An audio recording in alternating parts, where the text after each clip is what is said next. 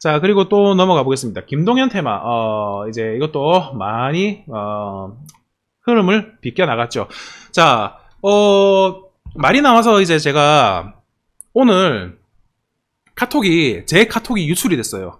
유출이 돼가지고, 시간에 상한가를 간 종목이, 와, 어디냐.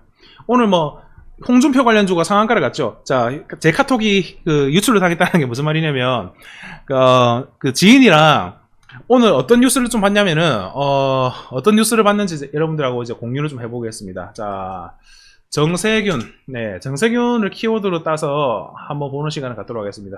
오늘은 제가 처음으로, 제가 지금 현 시점, 네, 정치적으로 현 시점의, 이 두리뭉실한, 한 관점 말고, 네, 관점 말고, 직관적인 의견을 좀 내보도록 하겠습니다. 자, 네, 오늘 뭐 때문에 홍준표 이야기가 나왔냐면, 이게, 와, 이거 보고 제가 좀 오늘, 야, 얘는 안 되겠다. 얘는 진짜 안 되겠다. 얘는 안 될 수밖에 없는 이유가 나오는구나. 자, 6층부터 아파트를 짓겠다. 기가 막히는 발상이죠. 네, 학교 6층부터. 댓글 보니까, 왜 지하도 파버리지. 그리고 7층은 정신병원, 8층은 공수처. 8층은 공수처 만들고 9층은 뭐 만들어라. 아니, 왜 학교 위에 너네, 임대차로 집을 살게 하냐. 그럴 바에 청와대 위에 증축해가지고 사람들 살게 해라. 그런 이제 센스 있는 답변이 많이 나왔더라고요. 저는, 와, 이거를 보면, 제가 이제 가지고 있는 상식에서는, 이거 보고, 얘는 안 되겠다. 이 사람은 안 되겠다는 느낌을 좀 많이 받았어요. 이건 뭡니까, 이게? 무슨 똥 싸지는 소리예요, 이게. 주택 공급을 폭탄한다. 전형적인 포퓰리즘이죠. 포퓰리즘인데, 이게 지금 정책이, 정말 이거는 공감대 형성을 0으로 만드는 거죠. 네. 고유성을 없애버리는 그런 정책들. 자, 이거 보면서, 와, 진짜 요즘에, 일단 여러분들이 알고 있는 대선주자 있잖아요. 네, 대선주자 윤석열, 이재명, 그리고 뭐 정세균은 지금 뭐 말할 것도 없습니다. 언지를 할 필요가 없어요. 언급을 할 필요가 없을 정도의 저는 수준을 가지고 있다 생각합니다. 그래서 주가가 오를 가능성도 저는 없어 보여요. 테마주로 이 정도로 똥꼬를 차버리게 되면. 그리고 뭐 홍준표 또 뭐 있습니까? 갑자기 생각이 안 나네. 그리고 뭐 유승민도 있고 또 뭐 있습니까? 안철수도 있고 그리고 이낙연도 있고. 자, 이렇게 있는데요. 자, 여기에 대해서 한번 설명을 한번 가져 보도록 하겠습니다. 자, 화면을 봅시다. 어떻게 하면 이렇게 가보죠. 자, 윤석열 지금 이 사람이 아이덴티티를 뭘까요? 아이덴티티라고 하면 이 자아, 이 포지션, 그러니까 내가 가지고 있는 정치적 관념이 굉장히 흐트러지고 있는 모습이 나온다. 자, 이게 무슨 말이냐면 지금 타겟팅을 잡아야 되는 거예요. 타겟팅을 잡아야 되는데 이제 보수를 잡을 것인가, 진보를 잡을 것인가, 중도를 잡을 것인가라는 타겟팅이 있지 않습니까? 결국에는 이제 여권에 반대되는, 그러니까 진보와 반대되는 성향의 표를 많이 잡아야 되는데, 지금은 이제 일단 이 사람이 전략적으로 나갈 수도 있어요. 정치라는 것은 욕을 들어 먹으면서 테스트를 하는 거거든요. 욕을 들어 먹으면서.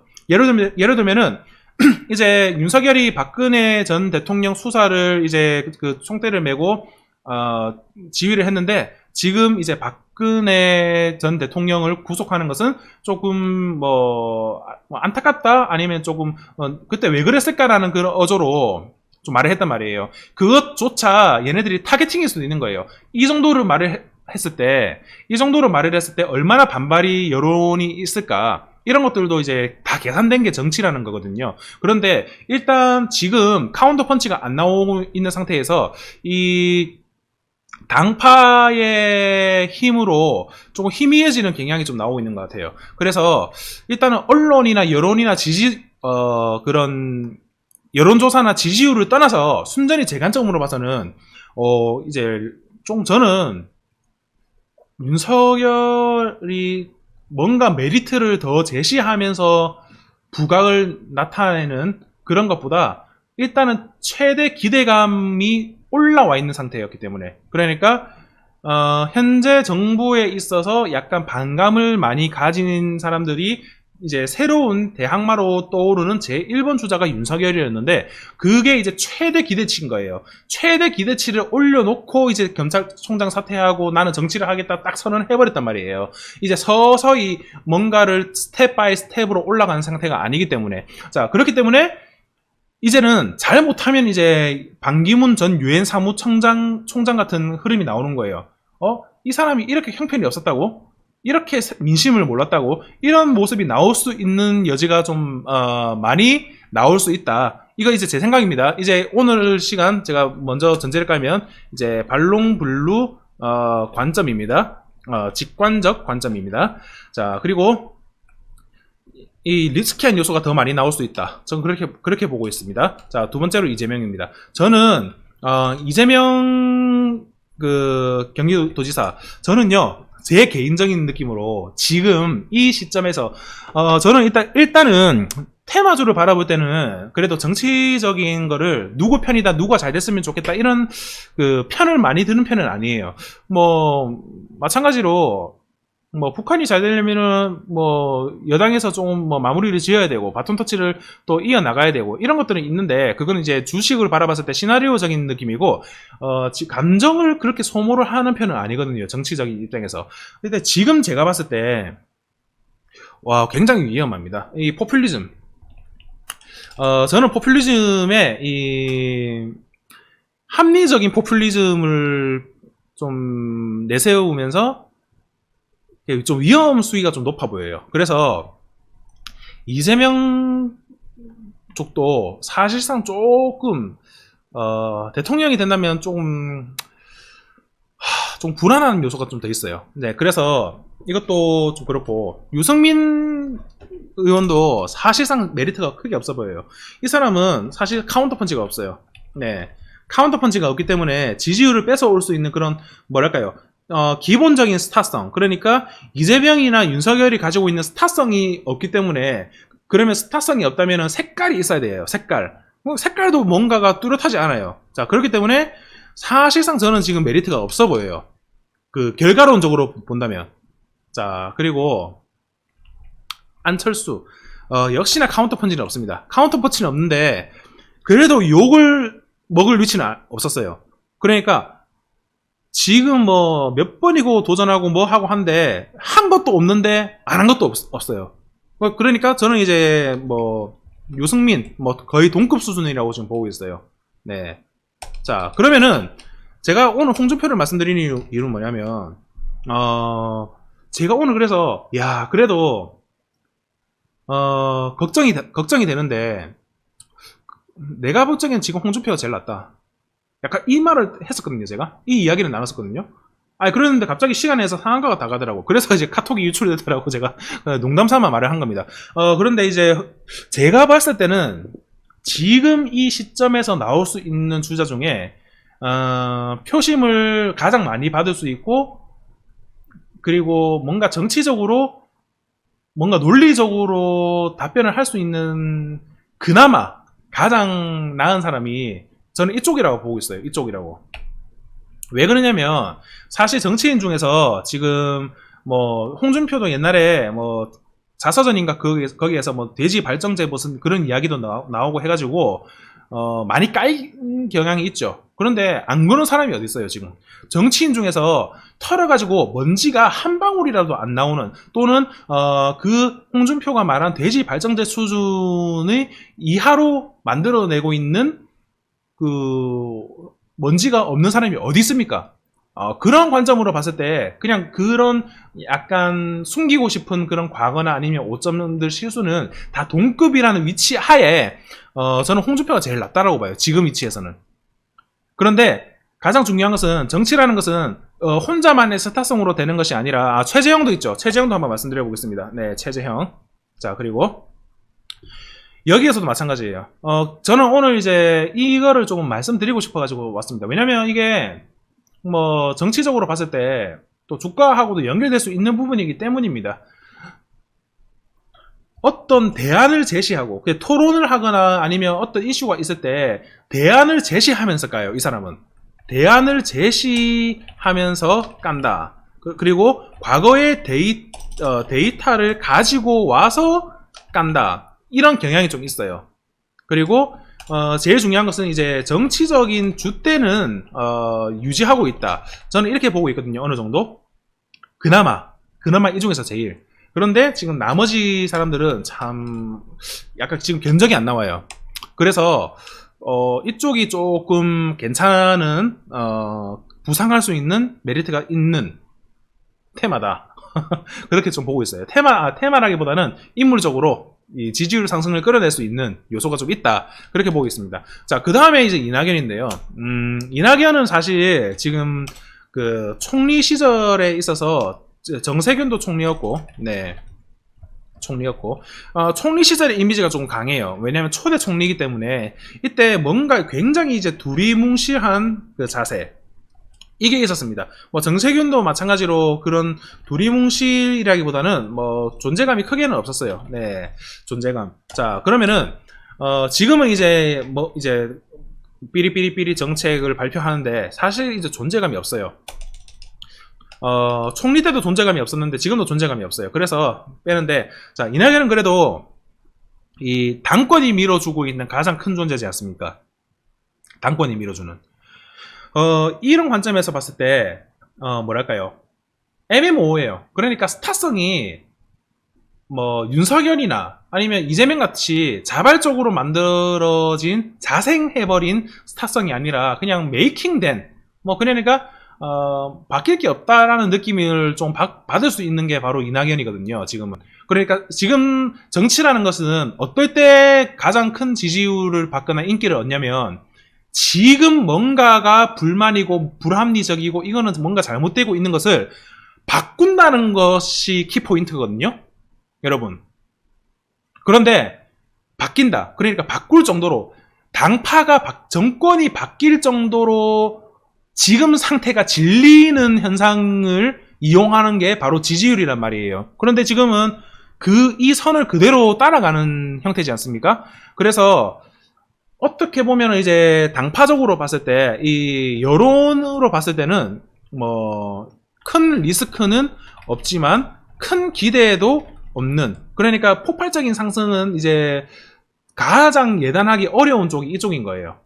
지금은 그런 거예요. 지금은 이낙연이 뭐를 잘해도 저는 그렇게 보겠어요. 이낙연은 어떤 포지션을 저는 취하고 있을 거라고 생각하냐면, 말 잘못해서 이제 더 말 또는 행동 잘못해서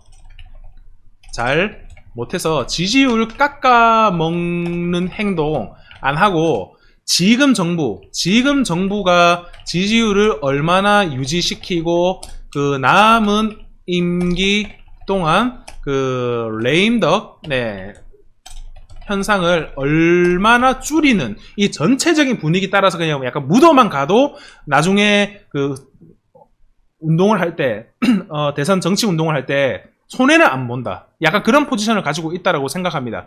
그러니까 승부를 뭔가를 볼 수 있는 요소가 좀 없다라고 봐요. 자, 그리고 이제 최재형이죠. 제가 최재형 그 후보자라고 이제 해야 되는가요? 전 감사원장인데 이 대선 출마 그 연설을 좀 봤거든요. 네. 자, 연설을 봤는데요. 이 사람은 안 되겠더라고요. 네. 그냥 이제 쉽게 한마디를 하면은 안 되겠다. 이게 뭐냐면, 지금 타겟팅은 잘못 잡았어요. 저는 그렇게 생각해요. 이 최재형이 타겟팅을 그 당파를 가르는 이상의, 뭐, 예전에 그러니까 고전적인 정치 운동식 연설을 하더라고요. 제가 말은 물론 잘 했는데, 이거는 뭐랄까요? 지금 감사원장과 검찰청장은 지금 권력기관이지 않습니까? 권력기관이면 정치적 중립을 만들어내는 이 입장에서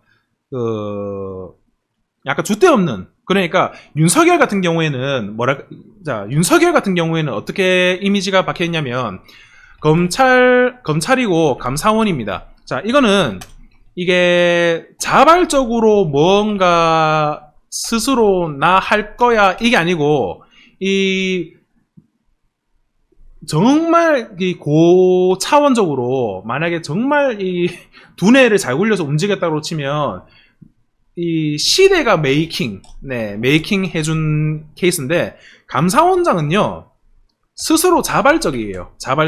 자발적으로 갑자기 뛰쳐나와서 나 하겠다 이건 거예요. 그래서 같은 그 법을 수호하고 이 공정경제라는 상징적인 의미를 가지고 있지만은 그 결을 조금 달리 하고 있다는 거예요. 시대가 메이킹 해준 것이고 그 윤석열 같은 경우에는 거기에서 이제 기대치가 극도로 올라온 거고 그러니까 이제 그 정치 테마주도 정말 엄청나게 상승이 많이 나왔었잖아요. 전체적으로. 그런데 이 최재형 감사원장은 스스로 이제 뛰쳐나와가지고 하겠다. 그런데 그 깨끗함과 공정함 뭐 그런 상징적인 의미는 분명히 지금 정부 대비해서 기대를 가질 만한 요소이긴 하지만 그 뭐랄까요 굉장히 고리타분해요. 자 그러니까 뭔가 논리적이지 않고 합리적이지 않은 어조의 모양을 많이 나타냈다. 그런 관점에서 봤을 때 이게 최재형하고 홍준표가 비교가 또 되는 거예요. 비교가 색깔이 있는 원웨이를 지키고 있으면서 인정할 건 인정하고 깔 건 까고 하는 자세와 무작정적으로 까는 시절은 좀 지났단 말이죠. 그런데 최재형은 그냥 뭐냐면 그냥 무작정 까더라고요. 무작정. 근데 시민은 우리 국민은 이제 무작정 까는 것은 안 통하는 세상이 좀 와버렸습니다. 그러니까 지금 이 시점에는 어떻게 해결하겠다라는 이제 스마트해졌잖아요. 우리 국민들도 이제 좀 더 논리적인 사람을 뽑을 것이다. 앞으로의 대선에선. 그래서 지금까지 윤석열, 이재명, 서결, 이재명, 안철수, 유승민, 홍준표 또 뭐 있습니까? 최재형, 이낙연 그리고 또 삐리삐리 정세균 자 이래 있는데 자 합리적으로 한번 생각을 해보시는 시간을 한번 가지도록 해보시는 걸 추천드리겠습니다. 제가 가지고 있는 이 정치인을 바라보는 직관적인 관점을 오늘 조금 처음 말씀드렸던 것 같은데, 아무래도 남은 이제 시즌 동안 또 중요하게 작용할 것 같아서 이 시간을 가졌습니다. 그리고, 똑같이, 이건 거예요. 똑같이 나쁜 놈이라는 거예요. 정치인은, 만약에 정치인이 똑같이 나쁜 놈의 수위를 가지고 있다. 그러니까 나쁜 짓, 비난받을 짓을 똑같이 했다라고 쳐요. 했다라고 쳐요. 1, 2, 3, 4, 5의 대선 주자가. 그러면은 여기에서 승패를 갈리는 건 뭘까요? 누가 더 나쁜 짓을 했냐라는 게 중요한 게 아니에요. 자, 여기에서는 누가 조금 더 나쁜 짓을 했냐라는 것이 중요한 게 아니라 1, 2, 3, 4, 5 중에 얼마나 언론에 나쁜 짓을 자주 노출되냐, 이게 또 지지율의 싸움이거든요. 반대로 쉽게 말씀드리면 뭐냐면, 결국에는 이제 여론과 언론을 누가 주도권을 쥐고 있냐, 이것도 이제 관전 포인트예요. 지금 보시면 네거티브 정말 많이 하죠. 이재명은 이재명 반대쪽에서 하는 거고, 윤석열은 윤석열 쪽에서 하는 거고, 최재형은 최재형 쪽에서 하는 거고, 이낙연은 이낙연 쪽에서 지금 계속 네거티브 기사가 나오는 거예요. 여기에서 어떤 타이밍에 얼마나 더 자극적으로 국민에게 전달이 되냐, 이게 또 정치를 보면 관전 포인트라고 할 수 있습니다. 이슈가 이슈를 덮는다는 게 이런 케이스라고 할 수 있어요. 자, 오랜만에 정치에 있어서 조금 어찌됐든 간에 정치 테마주로 하는 것도 정책주랑 연결되어져 있고, 앞으로 방향성, 그러니까 주식시장의 방향성도 간접적으로 연결이 되어져 있기 때문에 이 시간을 안 가질 수가 없었다라고 생각을 하고 있습니다. 물론 제가 가지고 있는 이 내용이 어떤 누구를 편을 들고자 하는 내용은 절대 아니에요. 그런데 주식적으로 바라봤을 때 저는 약간 이런 시각을 현재로서 가지고 있다. 그런 것을 한번 전달드리고 싶었습니다. 그리고 아무리 제가 중립을 유지한다 하더라도 강사가 가지고 있는 시야는 어떤지 궁금하신 분도 많이 계셨을 거라 보고 이렇게 진행을 했습니다.